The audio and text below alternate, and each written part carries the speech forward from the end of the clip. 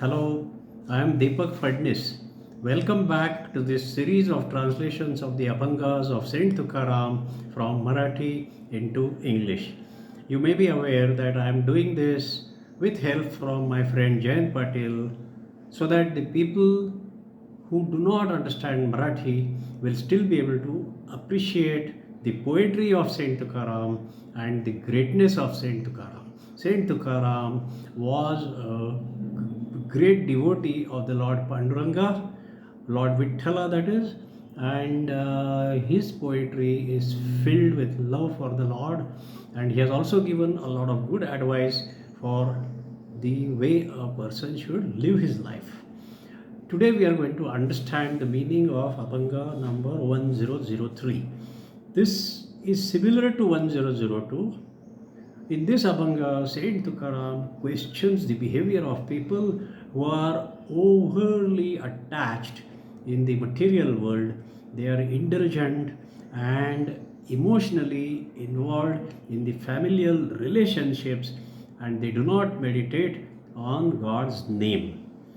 Tukaram Maharaj wants us to think about the wonderful abilities that we have inherited as humans and how we can purposefully live our life by meditating on God's name.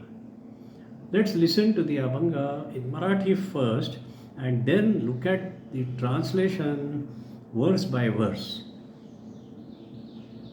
Also, we will try to understand some of the cultural concepts. So first I will read the Abhanga. काय एका झाले ते का नाही ठावे, काय हे सांगावे काय म्हणून. देखतील डोळा ऐकती कानी, बोलिले पुराणी तेही ठावे.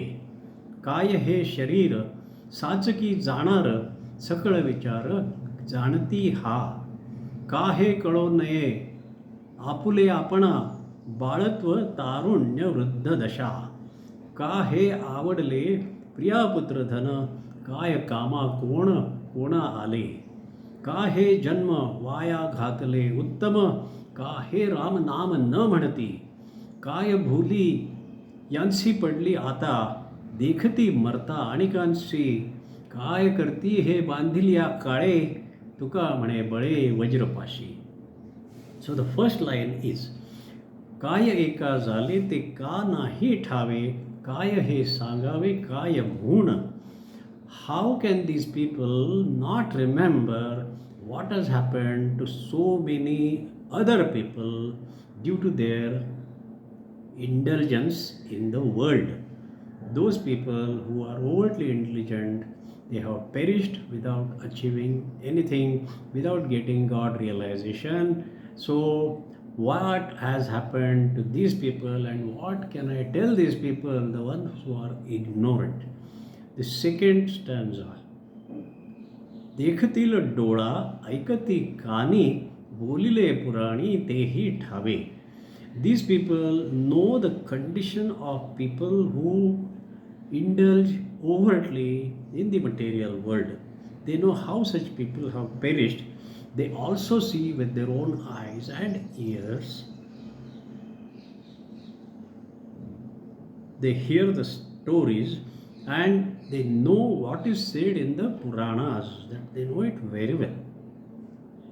The third stanza. काय हे शरीर साचकी जाणार, सकळ विचार जाणती हा.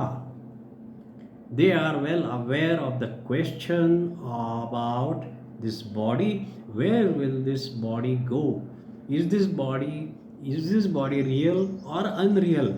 They know very well the answer to this question. The body is unreal.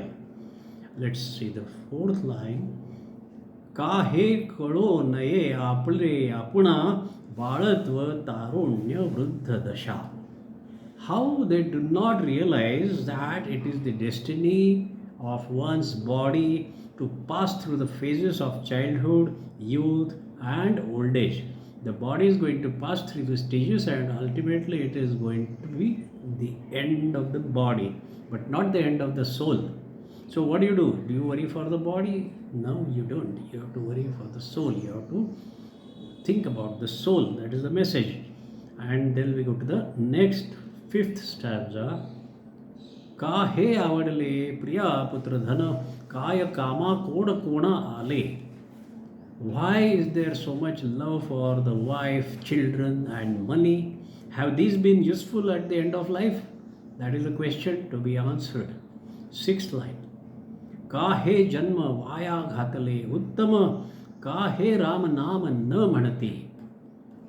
Again a question, why are they wasting this wonderful life of a human being? They are born as a human being. Why don't they chant the name of the Lord Rama? Question, think, ponder. Seventh line. काय भूली यांसी पडली जाणता देखती मरता आणि Kansi. There are so many people who are dying. Even after seeing this and knowing that we do have to die someday, how do they forget it? They still forget. That is the question. काय हे भूली पडली यांसी आता देखती मरता आणि Kansi. They are seeing that other people are dying. One day they are going to die. But still they forget that fact that they are going to die. So do something before you die. Last line. काय करीती हे बांधल्या काळे तुका म्हणे बळे वज्रपाशी. Tukaram Maharaj says, what will they do when the time, the card ties them to Vajra with his strength. Tying with Vajra means making you completely powerless, helpless, immobile. That is when the person dies. It is as good as tying him to a Vajra. Vajra is something, a weapon which can never be destroyed. And therefore, what Tukaram Maharaj says is that it is better to perform Hari Bhajan with awareness that the death is always looming and the pleasures are very short-lived, they are very temporary. So spend your time in Ram Nama. So powerful this Abhanga is. I'm really having a feeling that if somebody hears this Abhanga thoroughly, ponders upon the meaning, the person will undergo a change. Even if he doesn't believe in God, he will still start believing that something is wrong with the way that person is living, and he will take to spirituality.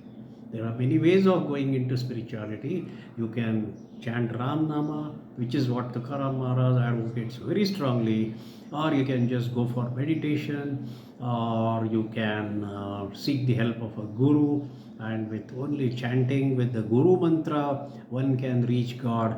There are so many ways. There is a Jnana Marga. Some people can follow the Jnana Marga, the path of knowledge. Some people follow the Karma Marga, the path of acts, doing good deeds.